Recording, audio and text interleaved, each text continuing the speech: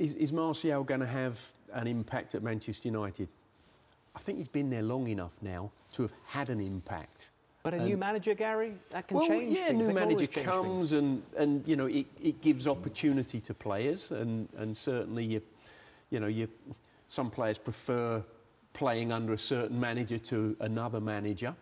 But you know, for all his talent, I think Martial's been generally disappointing for me. Don't know what you think, Lee. Since he's been at Manchester United, has he really done enough? No, I definitely don't think. Thank goodness you backed me up. Yeah, I think on his day, Martial is one of the best centre forwards in the country. But the problem with Martial is he doesn't do it week in, week out. He sort of does it 1 week and then misses a couple of weeks. Then he'll do it for a couple of weeks and then miss a week. I think we saw pre-season a different attitude from him under Ten Hag. I think he liked the new manager. I think the new manager liked him. I think there was that sort of trust between the two of them. It was a shame he got injured.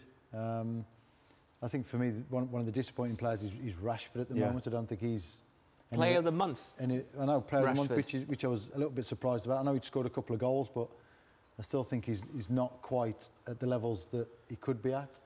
And I think he could possibly be on making way for Martial coming back and maybe play Sancho and Anthony in the future. I'm, not to say haunted, I think that's the wrong phrase to use, but I keep thinking back to an interview I had before the season started with Patrice Evra, such a loyal and brilliant servant for Manchester United. And one of the questions I asked him was about Martial and Rashford, and he believes this is their last season for both of them to prove themselves as Manchester United players in order to stay there and have a future.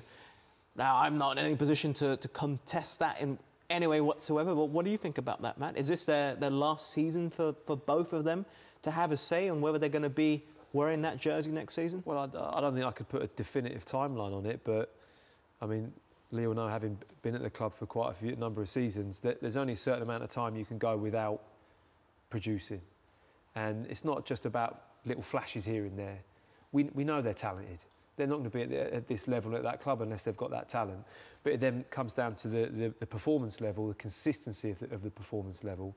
And I think that's the thing that everyone's frustrated with, because Marcus Rashford today didn't look like the player that's just won Player of the Month. No.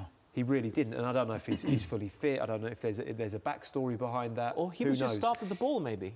Sorry? Maybe he was starved of the ball throughout the entire contest. No, it was more the quality. Passes. Yeah, I just think the quality, his experience stuff. He's played in a lot of these derbies now.